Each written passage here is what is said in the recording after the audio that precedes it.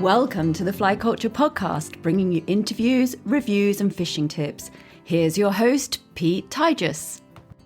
Hey everyone, welcome back to the Fly Culture Podcast. Raymond Rainbird is the man behind Douglas Rods and Shilton Reels in the UK.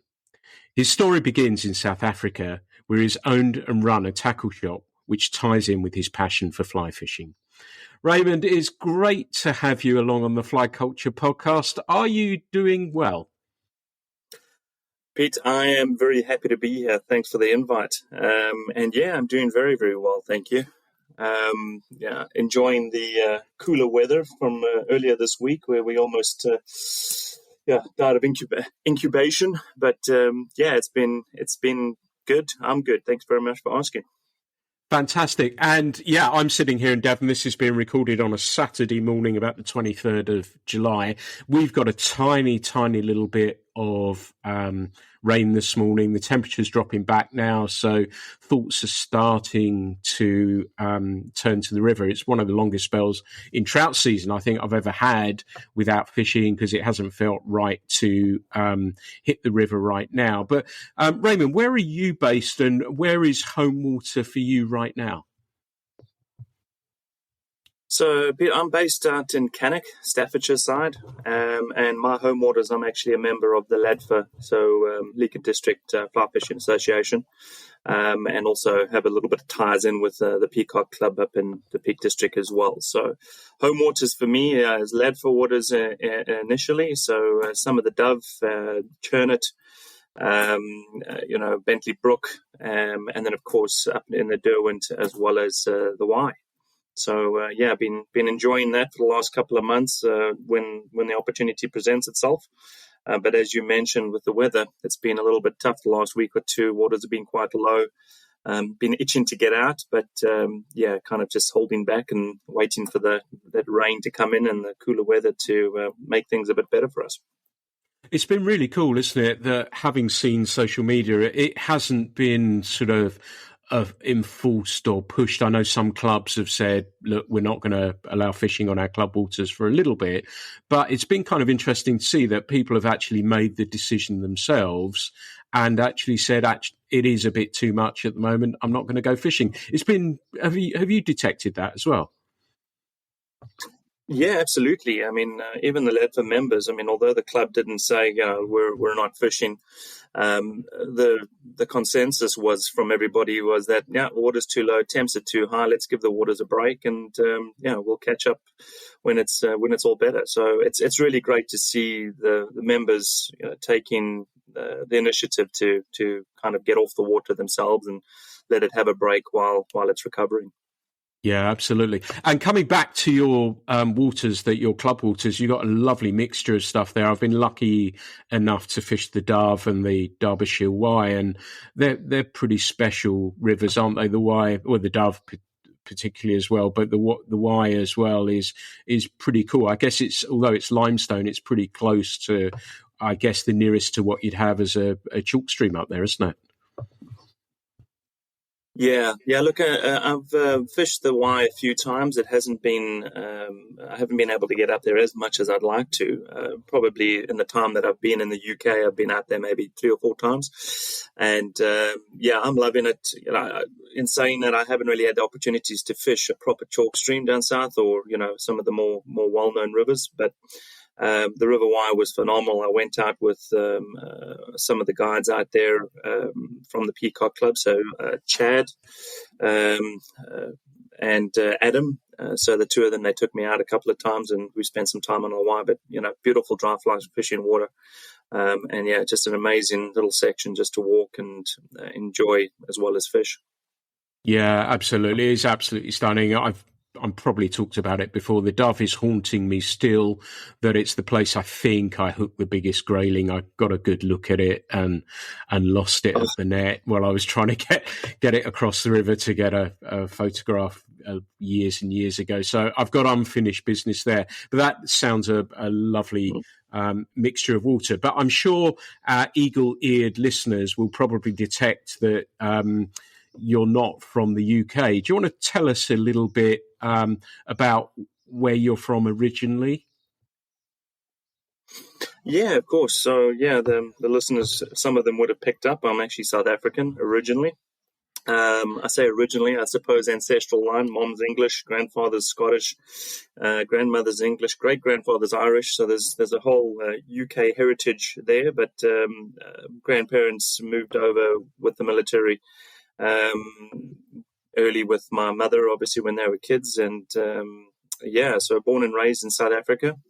And we moved over to the UK only late last year, immigrated. Even though I was in the UK, stayed in London for a couple of years in my early 20s, went back to South Africa, and then, of course, late last year, decided to come back to the homeland, as they say.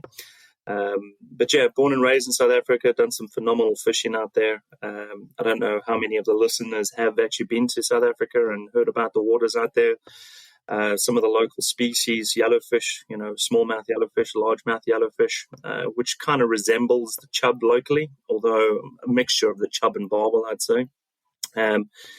Where the smallmouth looks more of that barbel, bottom feeding type fish, and then the largemouth yellow is more of a predatorial fish, taking on the bait fish and stuff. But the waters out in South Africa, there's so much variety. There's coastal saltwater fishing, there's estuaries, there's obviously small stream fishing for brown trout and rainbows, there's large river fishing for yellowfish and largemouth yellowfish as well. There's carp, there's barbel, catfish.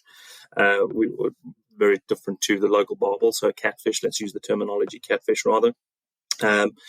And of course, largemouth bass is also quite prominent in South Africa as well. All obviously invasive species, inverted commas. I've been fortunate enough to fish quite a lot of those waters. And then, of course, further up north, which is one of the species I'm sure is on many people's bucket lists, is tigerfish.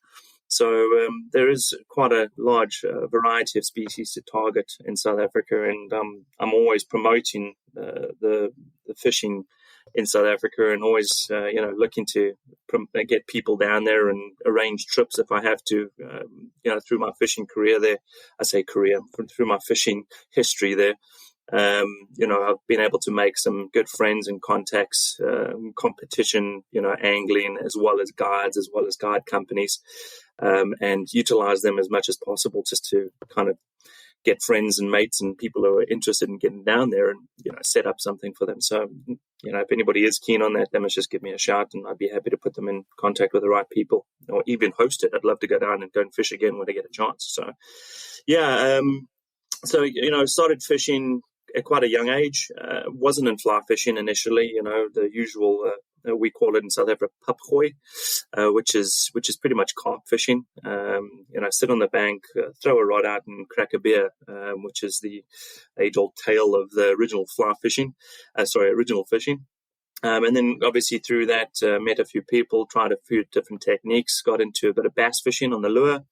In my early teens, didn't fish any competitions or anything like that. Actually, through my career, very, very little. Maybe a few here and there, just for research and maybe educational purposes.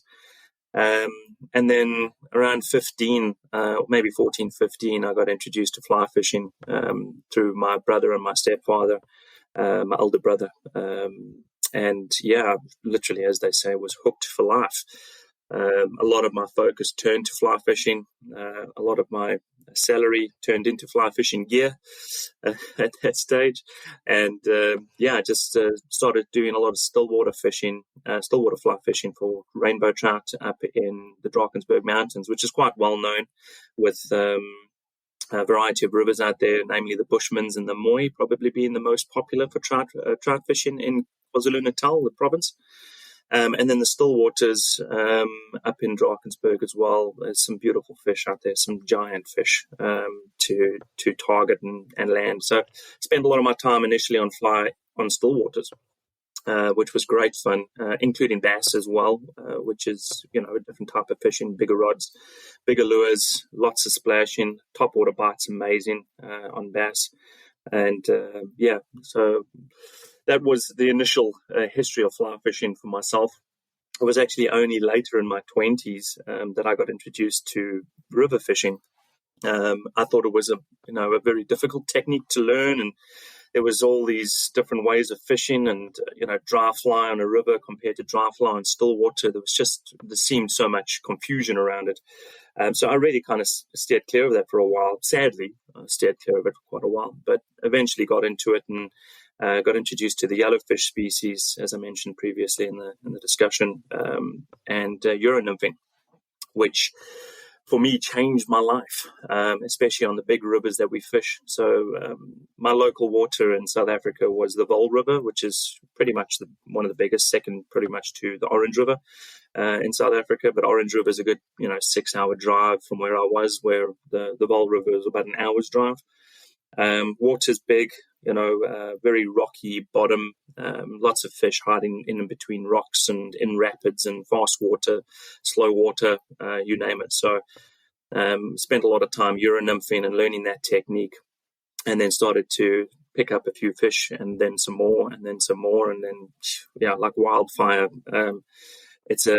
Yellowfish have a very, very, very special place in my heart now. The wading's not easy, the Vaal shuffle is what it's called. Every time you step on a rock and it slips and you land up on your back in the water. But yeah, wading staff definitely recommended for the Vaal River due to the Vaal shuffle. And just really enjoyed Euronymphing. Went out with a few guides to test my techniques and dry fly fishing for the yellowfish as well, and landed up picking up a few beautiful fish on dry fly. And then again, it's now a passion to try and pick up as many as possible on dry.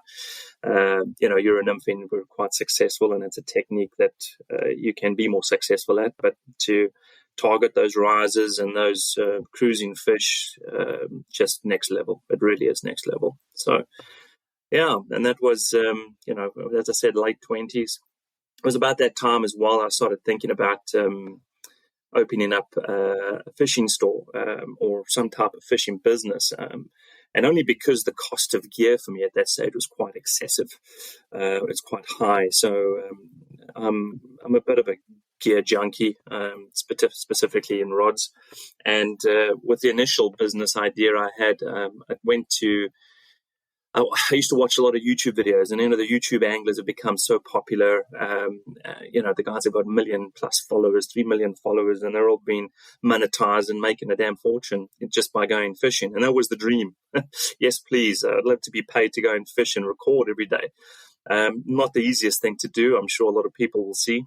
And you need to have the right content to kind of gain those followers. But I had a bit of fun with it. I mean, I've got a YouTube channel. I haven't loaded anything in quite some time. My tag is Castaholic. So the YouTube channel's Castaholic, Instagram's Castaholic. So my personal social media lines.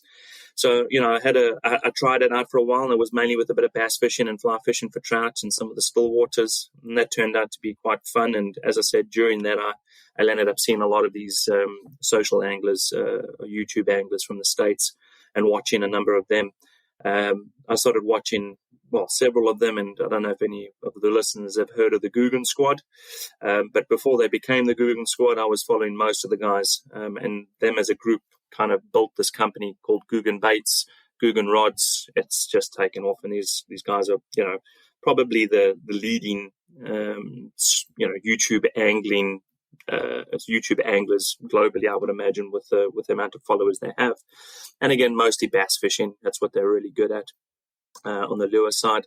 And the reason I brought that story up is because part of it was they were sponsored or partnering with or supported by Mystery Tackle Box. And Mystery Tackle Box, for those of you who don't know, is pretty much a subscription tackle box that gets sent to you every month. But you're not you don't know what you're going to get that specific month. It's pretty much a surprise. And I wanted that. I wanted to be able to purchase that in South Africa and get a bunch of gear at a reduced price that I could go out and fish. So I done a little bit of research, research, and decided that I wanted to create my own business in that method. for the South African market, because bass fishing is quite a big market in South Africa. There's lots of competitions. There's float tube competitions, boat competition, bank competitions. So there's quite a big following on bass fishing in South Africa as well. Nowhere near the size of the States, of course. Would that, Raymond, be the major part of the South African market comparable to trout? Would bass be a bigger marketplace compared to trout? So I can get a sense of how that would. How does that work, and how does that function? And is that why you sort of went that way, the lure way? Obviously influenced by what you were seeing on YouTube, but also was it the size of the market that was a driver for that for you as well? Yeah, I mean, I think, look, based on my knowledge, and I'm no expert, but based on the research that I've done, and the market that I'm familiar with, I would say to you, yeah, carp would probably be number one. There's a huge carp following, specimen carp fishing, traditional carp fishing. It's very, very big in South Africa. I would say most of the population most of the population, sorry, that's incorrect. Most of the angling community, a big percentage would be carp fishermen. And then, yeah, I mean, big saltwater, but bass, in my opinion, would be bigger than fly fishing in South Africa. Fly fishing is still quite young. I mean, it's an old industry, but it's young with regards to its size. There are probably, I can count the main shops, fly fishing shops, on two hands maximum across the country. Keeping in mind we have a population of approximately 60 million people now. With that fly fishing, I can mention a couple of the brands. Mabangana, for example, is purely fly fishing, and they've got two shops. We've got Frontier Fly Fishing, who holds all the core brands in South Africa, so the likes of Sage and Hardy and all of those guys. You've got Explorer Fly Fishing down coast, which is a private brand, a local, South African brand that took off quite well. You've got Upstream in Cape Town, which is quite well known. So, these 4 or 5 retail stores hold all the brands, the core brands for, globally. So all the big names. I would say to you that the fly fishing community is a lot smaller than it is here in the UK. It's growing, it's continuously growing, but, the percentage share of wallet is still quite limited. And that's, as you said, probably the reason why I was introduced to bass fishing prior to fly fishing. That's interesting. And we've had, as a guest on here, Andrew Fowler, and he's written, my ears pricked up because you talked about the Invermoy and Bushmans, which he writes passionately about for us 2 or 3 times. And the fishing looks absolutely fantastic. The yellowfish look amazing. And I love that.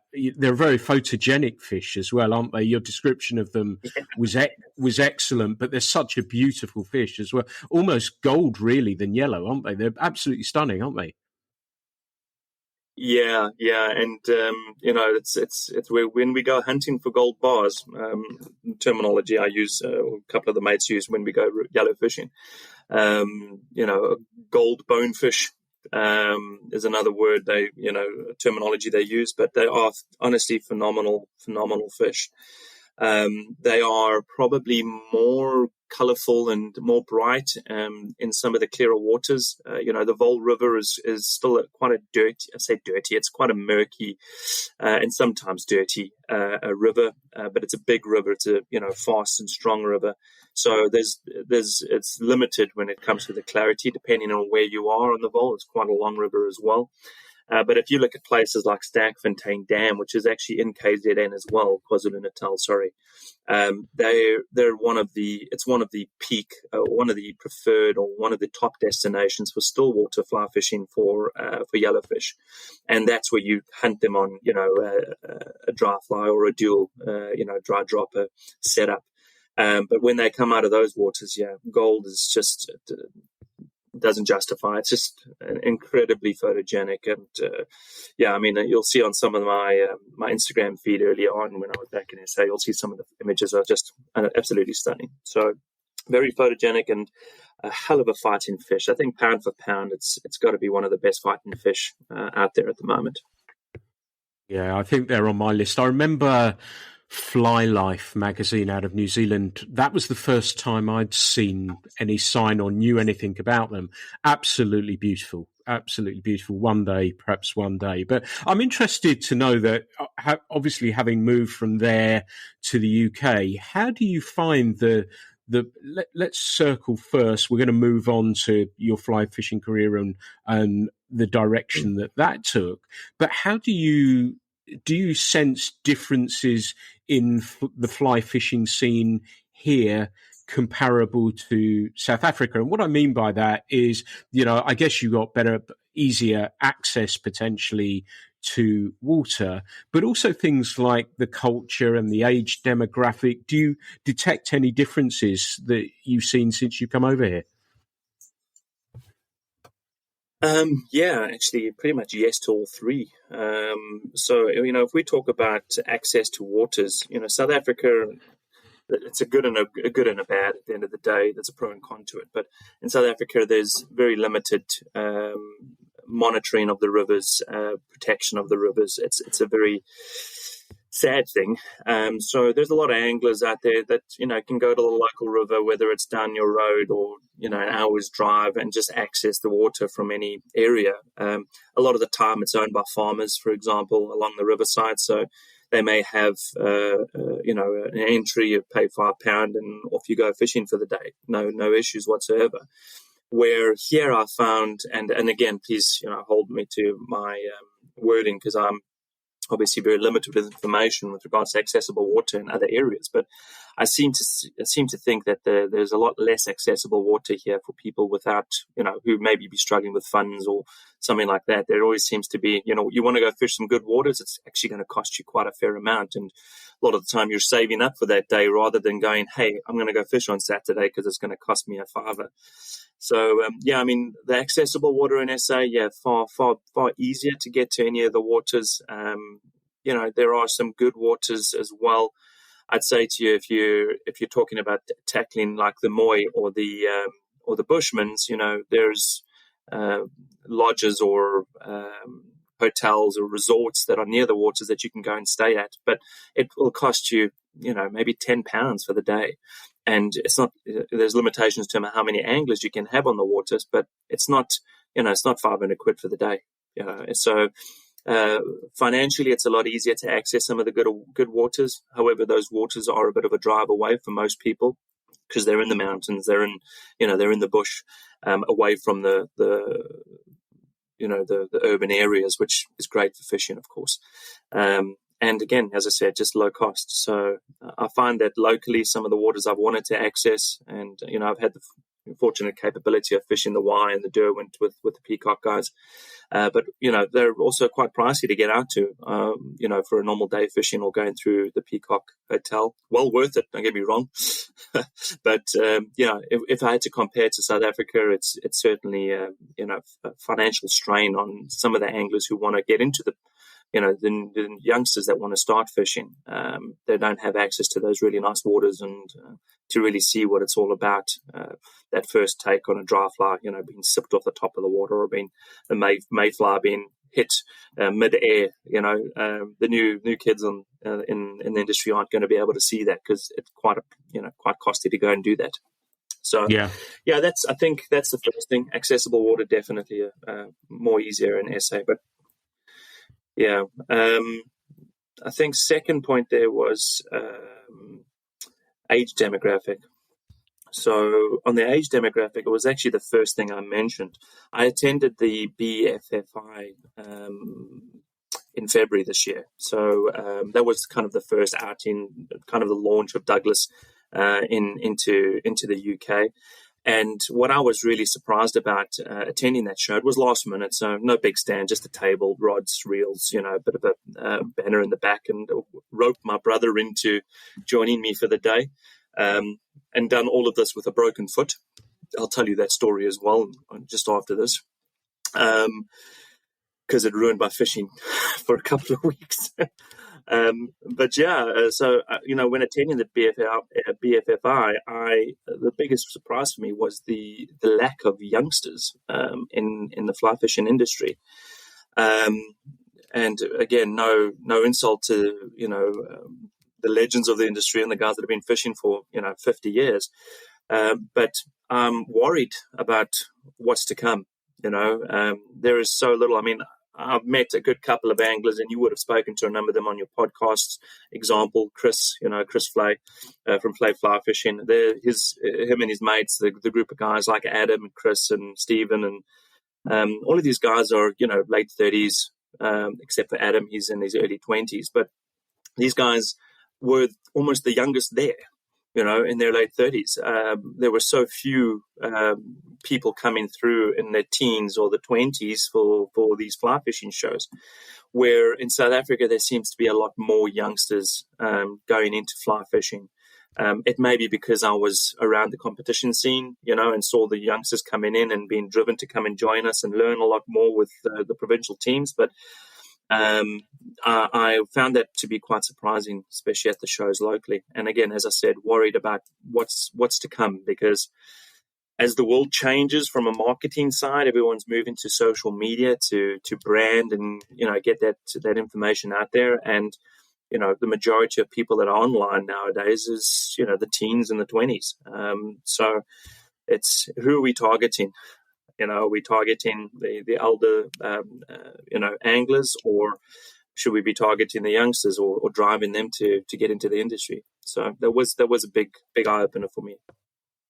That's an interesting point. It's got me thinking a lot about it from what you said about accessibility and price. And I guess what you have are anglers potentially who are a little bit older, can afford those day tickets. And so they're able to do that. There may not be the same constraints of younger children that they have to think about. So there is a bit more disposable income as a result of that. And I've always felt that, and I know our demographic is probably, there are people of our magazine, let's take that for example, is probably 50 downwards with extremes either side of that, of course, or let's say 55, whatever it is. But I have always felt that people who have fly fished when they were younger go away because they discover something else or life gets in the way, and then they come back to it in those Chris's age, 30s, mid-30s, late 30s, and then come back at it hard again. Yet there is so those people are, to me, it feels as though at younger ages they're probably being reached in some way. They may not or can't be bothered to go to the BFFI anyway because they're too busy fishing or catching grayling and whatever it is, I don't know. And I think I was also thinking about what you said about the fishing in South Africa and where you have to travel further, which made me wonder if that brings in the younger demographic who don't mind getting up at 4 a.m. or 5 a.m. or whatever it is to drive out to the mountains, where as you get a little bit older, your inclination to want to do that lessens. So you're more likely to want to sit there and go, actually, I'm going to fish locally. I'll get up at 8 o'clock and hit the river at 9:30, 10 o'clock. So I wonder if that is, and also accessibility of rivers there is more to go at. Whereas we're that small island that's densely packed with similar population size, so that there isn't that much fishing to go around. So the price, therefore, is more expensive. I know we have passport schemes and everything else, which are wonderful, which gives some sort of access to people. But this, what you said there has really got me thinking about it. And then perhaps there is a younger element in there. It may even be younger than that are looking at fishing and fly fishing, that are coming into it, drifting away, and then coming back hard at it a little bit later. Do you think that may be our area of hope? And that's how I've always felt when I was guiding, that we were getting people with a bit more disposable income, either wanted to learn to fly fish or could afford to take a fishing guide for the day. So that was where we targeted more. Do you think there is hope? And it may be that sometimes, yes, to plant the seed at a really young age is important, of course, and there are all these wonderful schemes that are doing that, but then they come back again. Do you think that's perhaps where we need to be thinking of that 30s upwards to bring them and draw them back into fishing? Do you think, whereas it might be cycling, as I've said many times before, it might be rock climbing or whatever it is, that they come back in and we target those people to bring them back into a sport that they were doing years and years ago? Yeah, I mean, I think you brought up a good point there, Pete.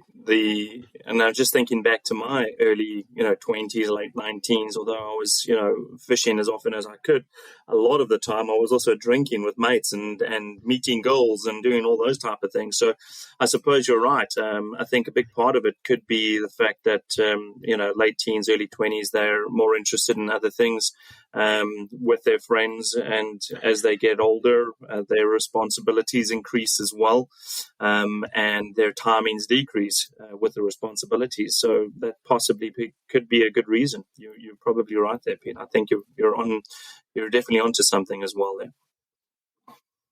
Yeah, we've noticed it, as I said, with the magazine, that sort of age group, we're engaging with them.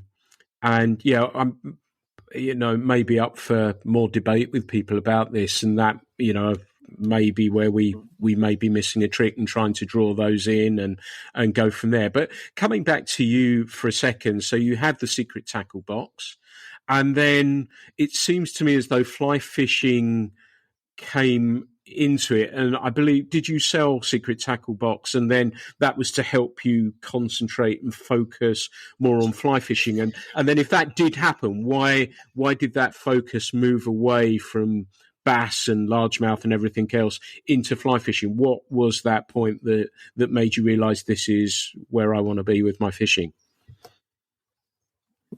Yeah, sure. Secret Tackle Box was doing pretty well, and I think it was, in Secret Tackle Box, I made up a variety of options available for bass fishing in particular, and then I also had a fly fishing box, tackle box that could be sent every single month.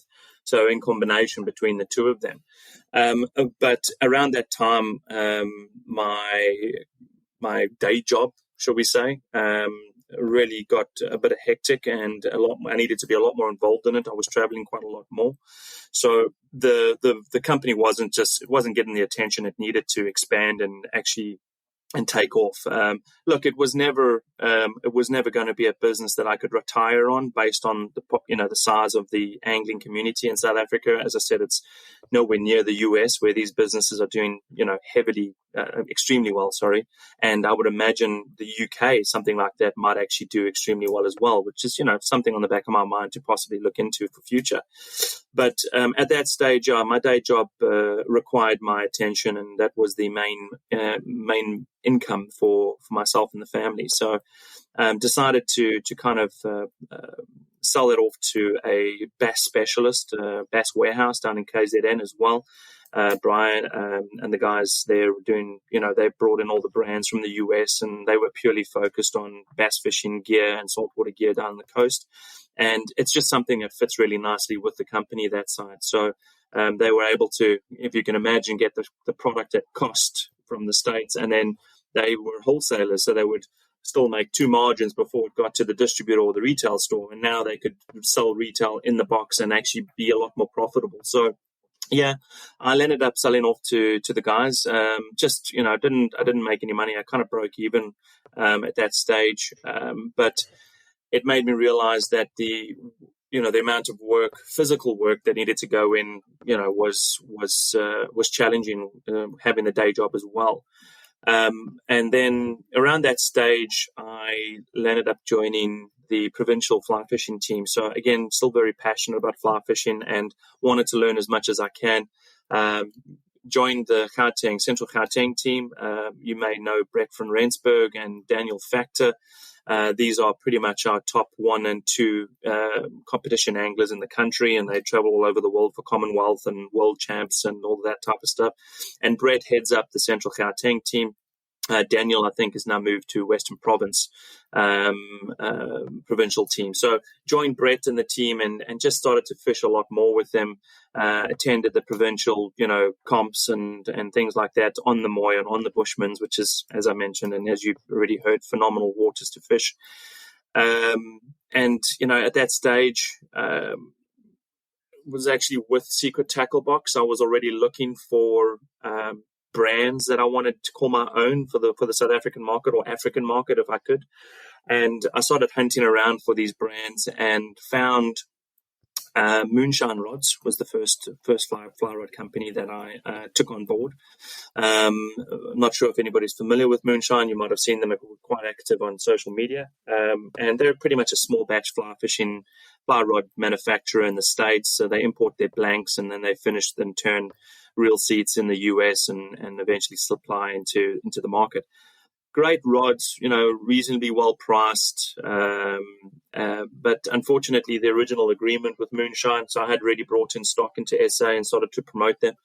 But the two owners of the business, the brothers, one had a different idea of the distribution model, and they wanted to supply direct via their retail instead of appointing wholesaler, businesses within various markets, and ended up deciding that wasn't the route for us to go. So I ended up shipping back all the Moonshine stuff to the guys. They were very, amiable about the whole thing, which was great. And I actually made a profit on the rods anyway, so that was really nice of them. And then I found Rising Nets and Tools, which I know is in the UK already. They weren't in the in South Africa at that time. So I brought in the beautiful aluminium, anodized nets and all their tools. And that was part of the core brand that I had on the fly fishing side. And then, as I said, sold STB, but kept, the fly fishing type of business part of it. And eventually came across Douglas. Actually heard about them through one of the competition anglers who had been over to the States and, had tried out one of the Skies at that stage, which is quite a fast action rod, ultra lightweight, fast action rod, and swore by it. The 6-weight, was the rod to go in any 6-weight at that stage. So done a bit of research, made contact with them, and fortunately found out that no one had really, taken on the brand and really drove it, in SA or, in many parts of the world, funny enough. So eventually just said, well, if they're keen, give me the exclusivity to SA and I'll take on the brand and see what I can do with it. And, the guys there have been very supportive since.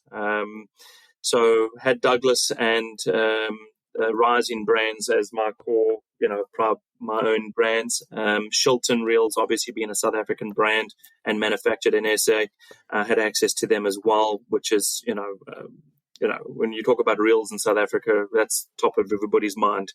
And everybody else follows. Sage will follow, Abel will follow, Hardy will follow. Just Shilton's always kind of that the cream of the crop when it comes to fly reels in South Africa. And as you've mentioned previously, or prior to our call, it's what we're trying to get into the market locally as well, and just get people to understand how phenomenal Shilton Reels and Douglas Rods are. But yeah, and that's kind of formed Wading Waters, moving forward, focusing purely on the fly fishing side of it. In order to have a full store in South Africa, I landed up contacting and making contact with the local partners for Cortland. So just to fill that line and that leader and tippet gap that I had in the store. So I had Cortland on board as well. But yeah, and then just, continue to search for brands and things like that nobody else has seen, or, focus purely on iCast and all the fly fishing events to see what's new and any new up and coming brands that we can kind of get our hands on before the big boys try and pull them across. I even at that stage, come to think of it, I made contact with Waterworks, Lamson, and was in negotiations with them.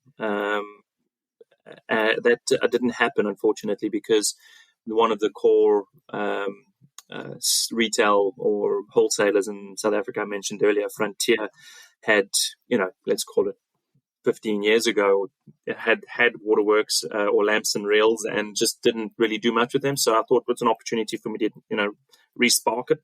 And it was right about the time of the fly fishing show. I don't know if it was iCast or one of the others. I can't remember the name now. There was a fly fishing specific show in the States. I think it was held in Detroit or wherever it was. Frontier was actually out there and they had a sit down with Lamson around the same time I was in negotiations. So unfortunately, I lost that opportunity. But, all for the better. Shilton's still part of the heart as well. So, and then, as I said, that's pretty much how Wading Waters fly fishing came about, and just focused on those brands and, focused on my fishing and had fun with it. It was always going to be a sideline business, only because, and as I mentioned earlier, I could get gear at a low cost at that stage. So I was getting new rods and reels for myself at cost price, saving, that amount of money, those margins that wholesale and retail make. Because of that, I have 30 plus rods and 20 plus reels. And I'd like to say, I'm a bit of a gear nut, but I've had discussions with people in the UK. The numbers are outstanding with regards to the amount of rods and reels people will keep. Here I am thinking I've got a huge arsenal, and I speak to one guy and he's got, no, I just hit 90 rods. I was like, what are you going to do with 90 rods? I don't even know what to do with 30. So, really, really interesting. Yeah, that's pretty much how Wading Waters all started. Nice, a fascinating story. 30 by my standards. Yeah, it's okay, fair to middling. I think I've regaled on here a story of I was on the phone talking tackle with somebody, and I said, I think I've probably got 30 odd rods. And my wife went upstairs, and I was still on the phone call. She came down. She said, I stopped at 50, and there's plenty more to go. And there, I was so embarrassed. I sold a load of them and did something else with the money, to something that meant a lot to me. Did the same. Yeah, exactly. And I don't need a lot. We're going to move on to you building the brand in the UK. And I want to prefix this by saying Raymond hasn't paid to be on here. He didn't approach me to be on here. I just saw what he was doing on social media and reached out. So this isn't sort of advertorial or anything like that. I'm just genuinely interested to learn a little bit about what he's doing. I don't know that much about Douglas Rods. I assumed wrongly they were a South African company. So what I'd like to do is move on to your move to the UK, but also before that, I'd like to understand a little bit about Douglas Rods. You said they're an American company. I'd love to know where they're based, what their ethos is, a little bit about them as a company, and then how you you've moved to the UK, how you started to push the brand into the UK as well. And I'm really interested to know how you perceive, we'll take it bit by bit, but as I see it is how you perceive the marketplace, and we'll talk about that a little bit more. But perhaps we can start by telling me and listeners a little bit about Douglas Rods, and then about how you're starting to grow that within the UK. Yeah, sure. So, look, Douglas is a relatively young company in comparison to some of the other brands. I mean, reading about Hardy being 150 years in the latest, salmon and trout.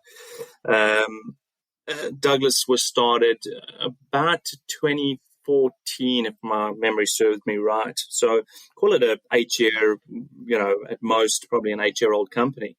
It was actually started with a conservationist family, a Barkley family, who owns a part of the Salmon River in the States. And through them, they decided to start this business. Now, originally, the business was started with a guy named Jim Murphy, along with the Barkley family. Now, Jim Murphy, for those of you who may know him or may not know him, he was the guy that started Reddington and sold it off. He was the guy that joined Hardy as the president for Hardy USA for many years.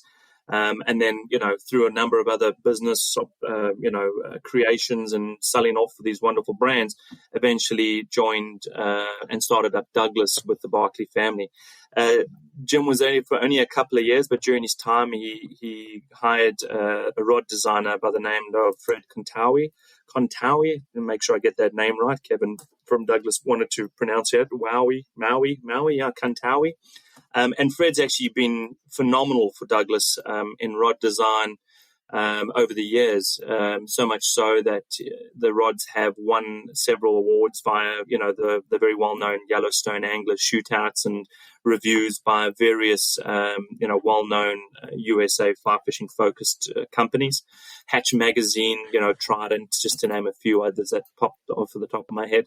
Even in South Africa as well, we had a phenomenal review on the Sky G by The Mission, which is a South African branded fly fishing magazine, which is also going, their popularity quite quickly.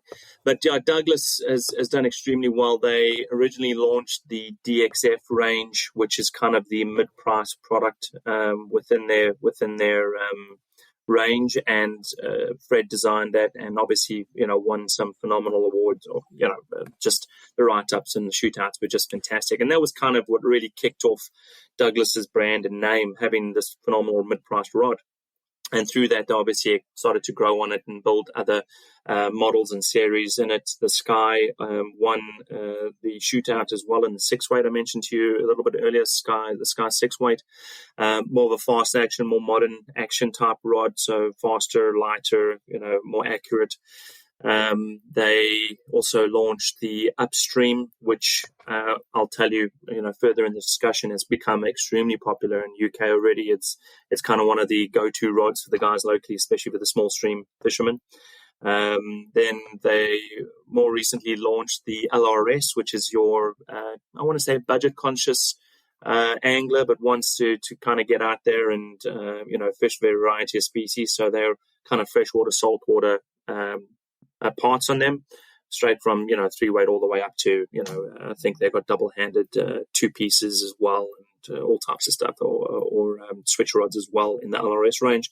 So they range probably I'm going to off the top of my head 220 220 pounds plus minus. But then most recently they launched a product kind of to focus on those guys who want to get into the market and really take on fly fishing. So they've built a phenomenal quality rod, and we retail locally with the local dealers at about £140 for a 5-weight. So really, really well priced, good quality rod. So I mean, Douglas has got this phenomenal range from 140 all the way to the Sky G, which is the brand new cream of the crop rod, competing with all the big boys like Hardy and Orvis and Scott and Thomas and Sage.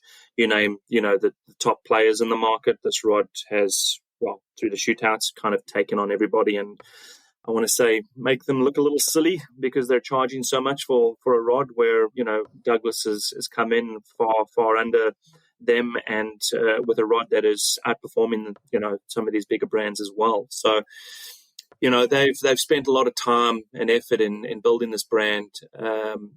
When Jim left the company after a couple of years, one of the members of the Barkley family took over. I'm sorry, his name escapes me at the moment. So it is now headed up, presidented by the Barkley family, and they're still very active. As I said, conservationists. They have a salmon camp every year on their waters, their private waters, for the Douglas dealers and key customers and things like that. So a real phenomenal company in the way they do business, and obviously the design and the rods that are going out into the market are just something special at the end of the day. So, excited to bring it over to the UK. I had that access in South Africa, and I'll be honest with you, it hadn't performed as well as I'd hoped. But I think purely based on the market size and the fact that the guys in South Africa may not do as much research or interact a lot with the USA, reviews and things like that. So they're not really, the local angler, the general angler, is not really understanding or learning a lot about what's coming. Where in the UK, I found the guys, there was a lot of people that knew Douglas. They were aware of Douglas, but never had been able to get their hands on one, or they had heard whispers of Douglas, through the grapevine, and never really, found out much more information about it. The Yellowstone Angler reviews helped a lot with that. So again, the UK anglers, they've done those read-ups. They've checked the shootouts to see what rods are going to perform better. And, in all those shootouts, there's a Douglas rod somewhere in that mix. And that's kind of helped the business kickstart quite nicely here in the UK, based on that, on the fact that anglers do their research locally. So, yeah, I mean, it's as I said, still relatively young company, Douglas, but what they've been able to achieve in such a short time is phenomenal. So I'm happy to be part of the brand, and Douglas has given me the opportunity to have the exclusivity to the brand for the UK. So, I'm currently just out promoting it myself, and I've appointed, a few dealers I say a few. I've actually only appointed one at this stage, in discussions with a few others for different counties. And it seems to be doing very, very well. They're well priced, and people are really enjoying the actions and the rod and the fit and feel in hand. So I'm quite happy the way it's going so far. That's great to hear, and I'm a supporter of anyone within the tackle industry. I understand how difficult and challenging it can be. You've been involved with Douglas for a while now, and like you said, people in the UK sort of kind of knew about them a little bit. Do you think that's how the American market looks at the UK market? There are some people who are going to buy the rods, but it's not away from their core market of the US. Do they need to look that further? And it just takes somebody like you to pick them up and say, actually, there is more interest than you think. Is that how that process works? Yeah, I mean, I think so. Look, not to say Douglas is unaware of the markets in Europe and UK. They have appointed, wholesaler or dealers or distributors in Europe as well. So they are familiar with it. Keeping in mind that Douglas doesn't only do fly rods, they do conventional spinning gear and casting gear as well. They're quite... They've broken into the bass scene in the States as well. So they've got a nice couple of rods in the conventional tackle way as well. I'd say that, due to the size of the USA market and the share of wallet that they can pick up there, it's always going to be their first point of focus. I see that with a lot of brands who take quite a long time to design rods for different markets itself. So they kind of, we're a 9 foot 5 weight, 9 foot 6 weight. That's where our core business is, and off we go. Where, in the UK and even in Europe, there's guys that are looking for 10 foot 3 casting rods rather than, 10 foot 3 nymphing rods, and 7 weight 10 foot for stillwater fishing. Where in the States they're all focused on, the 9 foots. So there is this gap, in my opinion, that Douglas needs to look at, and there's obviously a few other brands that also have started to catch up. But I think Douglas is young, so they're still focusing purely on that, mostly on that, on the US market. So it takes myself and the other dealers in Europe to come back to them and say, this is what the market potential is. This is how much we're looking to order, and this is what, as combined, this is what we could bring to the market if you look at launching this, this length and this weight. As a good rod, making sure that it is a good rod for the market and well priced. So it's going to be, I think, change in design and technique for the local markets is going to be driven by us as wholesalers and the demand from end users. Unfortunately, these type of things take time. So, as much as I want to offer the market at the moment and tackle the stillwater guys with 10 foot 7 weights, unfortunately, I'm going to be offering a 9 foot that will perform just as well, but it's not really what they want. So it does take some time, and we're in discussions on a number of products with Douglas, and hopefully they'll bite and put something in the market for us. Fantastic. Let's hear a bit more about the rod. So I want you to choose me a small stream rod from your upstream range, and then choose me a rod from your Sky G range, which is your higher premium end and the award-winning rods as well. Yeah. And you mentioned the upstream was one that was already popular with people who have bought them. So tell me a little bit about the upstream and which rod I should be using on a small stream, and then a general purpose river rod from the Sky G, just so I can get a sense of action and price of both of them as well, please. No problem. So the reason that upstream has been quite popular is that what Douglas has done with this range is they've taken old school purist approach to fly fishing and designed rods with modern technology, so modern materials. So the idea around upstream is to have that slower action that you could compare to the likes of glass and cane, but in an ultralight version of graphite. So the the focus for Douglas was to get that balance between new and old, which is not always the easiest thing. You have these purist anglers in cane and glass who just don't want to move away from them. But what we've seen locally is once we've put a rod in hand to these guys fishing glass and cane, they land up purchasing the rod on the day, which is great for us. So the upstream ranges from a 2-weight all the way up to a 4-weight. There's also an upstream plus, which is your heavier weight rods from a 4 to a 6-weight.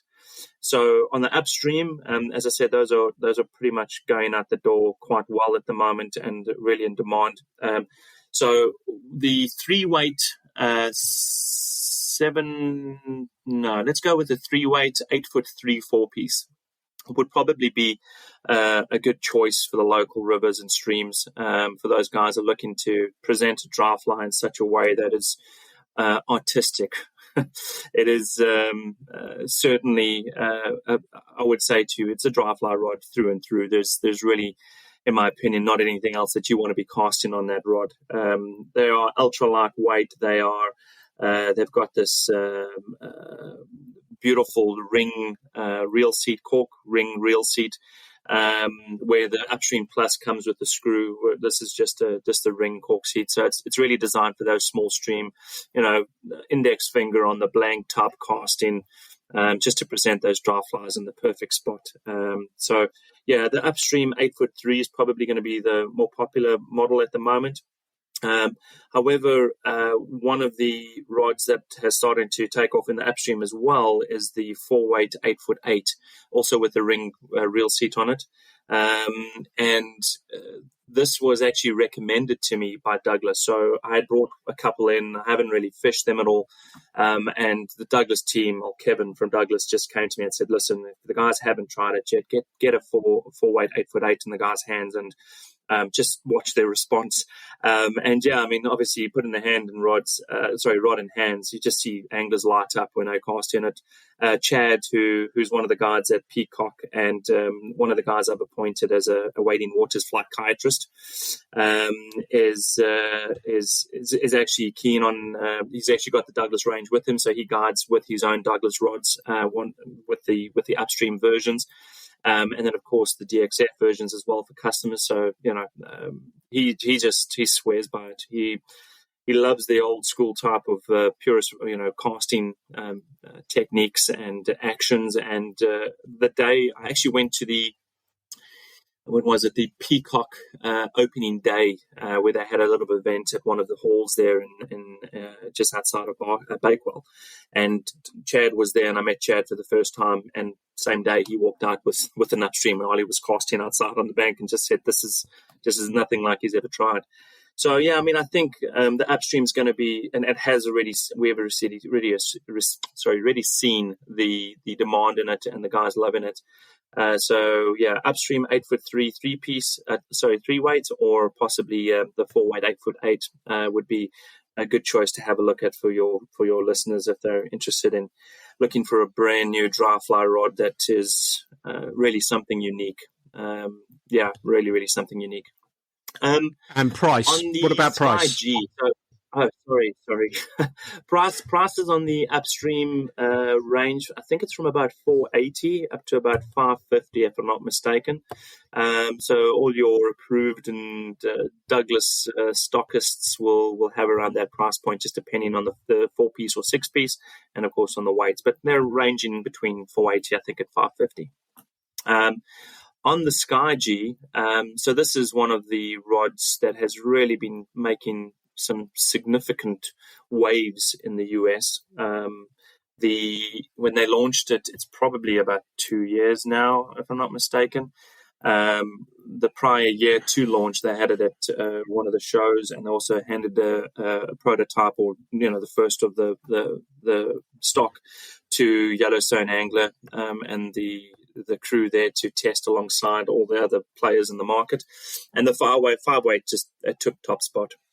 And what we've seen throughout the range, originally they launched a 5-weight and an 8-weight. I think that's pretty much their core range in the States. And then with that, they grow their weights through the years.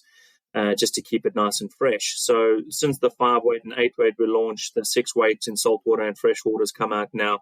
They've launched a 4-weight 9-foot, 4-weight 8-foot 6. They've just now launched this year, probably this month, I think, at the ICAST. They launched the 7-weight and the 11-weight as well. So if I had to choose a rod for the range of the local players here, local anglers here, I'm loving my 8-foot 6. I fish it myself, the 4-weight 8-foot 6 on some of the rivers, the Dove and Churnet and even Derwent and probably not so much the Wye, but definitely the Derwent. So I'm loving the 8-foot 6 at the moment, but I would say to you that the best solution or best choice there is between the 9-foot and the 8-foot 6 4-weight for the local waters, local rivers. It really is amazing. And the reason it's amazing, I mean, obviously, apart from all the hardware that comes with it, so recalled guides that you can bend straight to the blank and they pop up nice and easily. They've got beautiful, skeleton reel seats turned bill wood in there as well. They've got phenomenal triple, quadruple A, cork reel handles on them as well, half wells, full wells, depending on the size of the weight. They have single-footed guides, as I said, so recall guides, single foot all the way up the blank. The one thing that people just need to understand about the Sky G is that it not only is it well priced. So to give you an indication, you're looking at about $7.99 for the freshwater versions, and then you move to the saltwater and it jumps to about $8.50, $8.49 to make it sound nice. The thing about the Sky G is the actual overall weight of the rod. It is ultra light and has, if I'm not mistaken, the lightest swing weight in its class. So, I mean, not only is it light, but the actual swing weight on this product is phenomenal. So it feels like, I mean, I was just thinking about it the other day, and I've done a bit of research myself just to try and understand why the Sky G is doing so well. So, I mean, apart from rod in hand, I mean, just looking at specifications, I found that the weight of an 8-weight Sky G is equal to around the weight of 6 and 7 weights in the majority of the market. So, you're fishing all day, throwing an 8-weight around when it's normally a lot heavier. And, the guys are picking up a Sky G 8-weight and casting it like they're fishing a 6-weight all day. So, it's a lot easier to fish. It's a lot more accurate. When they've done the write-up on the Sky G at Yellowstone Angler and even on the other mags, they'll find a link on the website anyway to all the reviews for those guys who would like to do some research. The accuracy was the big thing. So it's a faster action rod, modern style action.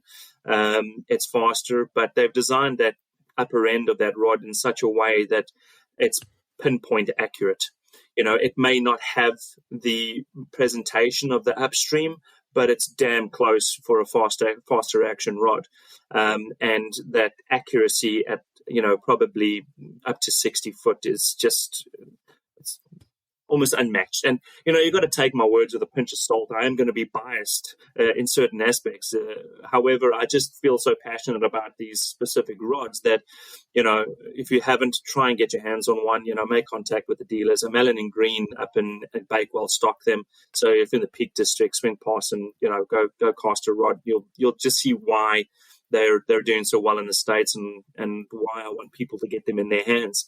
So it's not always about the money. It's about making sure anglers also have this experience of owning a phenomenal rod at a reasonable price, and at the same time owning a rod that they just want to fish all the time, because that's what the Sky G is going to do for you. You're not going to want to pick up anything else. You just want to go to that Sky G every single time you leave the house. Nice. Well, I love your passion. That's coming across wonderfully. And I think that's really important as well. If you're behind a brand and you feel yourself passionate about it, that does speak volumes. So let's move on, because we've talked for well over an hour now. And before we start tying up, no, that's fine. That is absolutely fine. I'm sure listeners do enjoy listening and learning about tackle. I know I do, and I've learned some stuff as well about a brand I wanted to know a little bit more about. Let's move on to the reels, because in the UK you're doing Shilton reels as well. So Can you just give us a brief outline about those? You've touched on those. They're South African.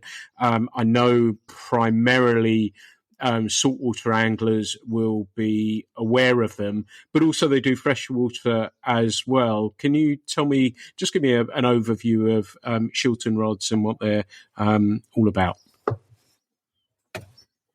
So Shilton Reels is a company that was started in around 97 with the brainchild of a guy named Tony, who is an engineer and owns an engineering shop, avid angler, and just saw a gap in the market for a high quality saltwater reel. So along a couple of years later, and after many designs, they eventually came out with the SL range, which at the end of the day is the bread and butter of Shilton reels and the reel that made them so well known in the saltwater industry. It's one of the few reels that you service yourself while you're on the water. And this is what's made Shilton so popular, is that you don't need any fancy tools. You don't need any fancy, people to get in there and fix it for you. They've designed a reel itself that is bulletproof in saltwater, and I loosely use that terminology, but bulletproof in saltwater and serviceable by you on the water. So the SL has really been the bread and butter, as I mentioned, of the company for many, many years. They've obviously grown on that range, and more recently they launched an upgrade to that that's a little bit lighter, that has a bigger cork drag, and that's the SR range that comes out in a 9, 10, and a 12 to tackle some of the bigger species there. With the bigger cork. The SR is actually used a lot for salmon fishing, your double handers and things like that as well. So quite popular in the freshwater side as well, making sure that as their hashtags and their phrases, Shilton reels, we stop fish. I prefer a different terminology for them, and you'll see in some of the tags that I've used historically as premium breaks for premium takes. I much prefer that terminology for it because that's what it does. The cork drags, saltwater applications, the startup inertia is extremely low on all the reels, freshwater and saltwater. And the SL and SR range. Well, the SR, as I said, 9, 10, and 12, and then the SL ranges from your smaller saltwater, so even from I think 5, 6 weight all the way up to 15 weight, where you're taking on billfish and sailfish and things off the back of boats and big tunas, where you really need a reel to stop a boat at the end of the day. So yeah, that's what really put Shilton on the map, was their saltwater range. You may be familiar with Alphonse Fishing Company, the Seychelles. They're an avid. That's where they've been tried and tested. Alongside GT fishing, bone fishing, the blue water, saltwater fishing, fly fishing. Sorry, the blue water fly fishing on bigger sailfish and all of those type of species. And that's where it's been tried and tested. You drop it on the beach, you put it in salt water, you rinse it off at the end of the day, and guess what? It's back to 100% working order tomorrow morning. You have a problem with it, you pull out a Phillips flat and open it up, clean it out, put it back together, and off you go again. This is what made Shilton famous. Obviously, all made out of aluminium T6. Nothing's been die cast on these reels, and then, as you said, being noted and recognized in the saltwater industry, they're obviously also decided to launch a freshwater range a couple of years later, which they've actually got a few models, but we've kind of focused on one of them. So they've got an old school small arbor type reels, which is the CL, if I'm not mistaken. Yeah, CL. And then they've launched a mid-arbor, which is the CK, and then, of course, the CR, which is what we stock in the UK. And purely because people are moving towards larger arbors. So this is an ultra-large arbor, just to help with that pickup of line. And it's a carbon drag system on the freshwater reels. The amount of detail that Tony and his team have gone into in designing this reel with regards to the slightest variations in fit from spool to real skeleton case and things like that. It's just really, really unbelievable. And the big thing about these reels is that startup inertia. You want that smoothest drag possible, that original take. You don't want any jerks to create any snapping capabilities of knots and things like that. And that's what has made Shilton really, really well known. Their freshwater is really, really well known in SA and a couple of other areas around the world. The US has taken off quite strongly now as well. And I've brought the CR range to the UK.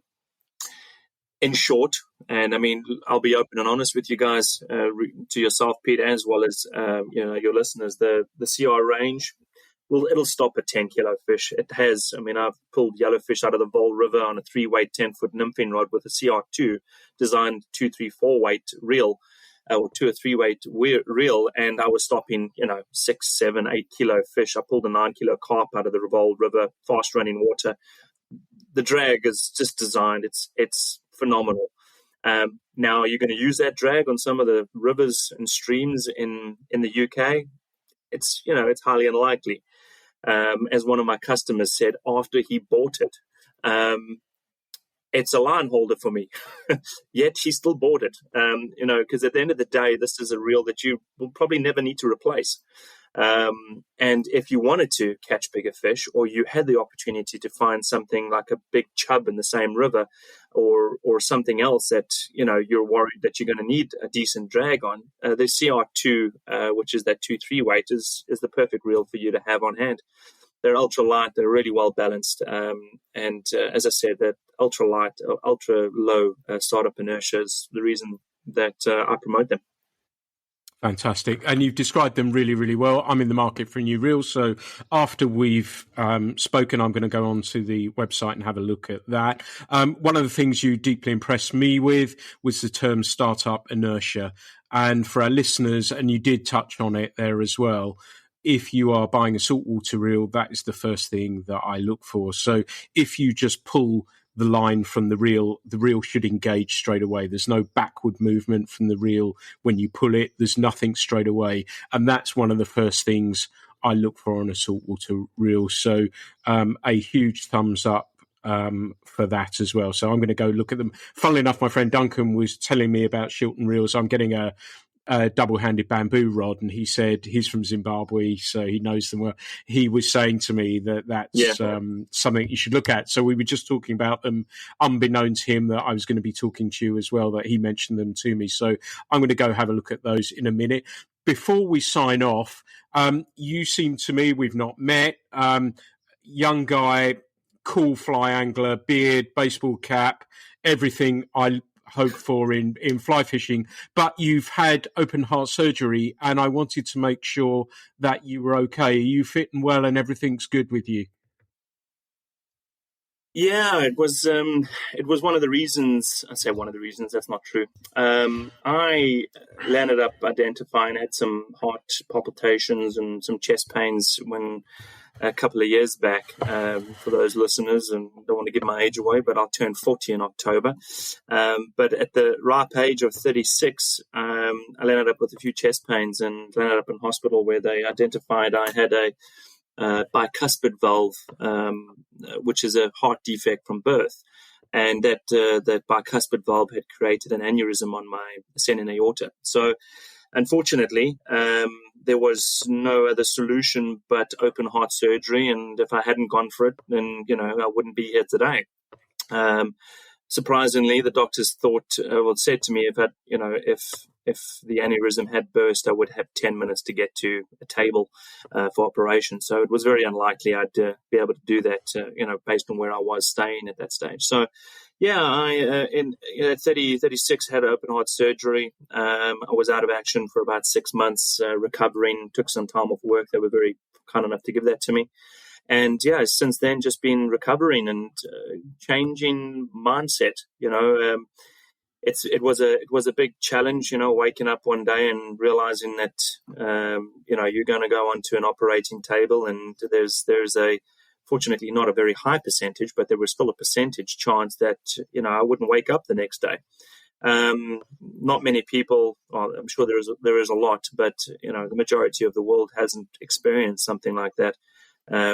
It was life-changing, to be very honest with you. I lost about 20 kilos.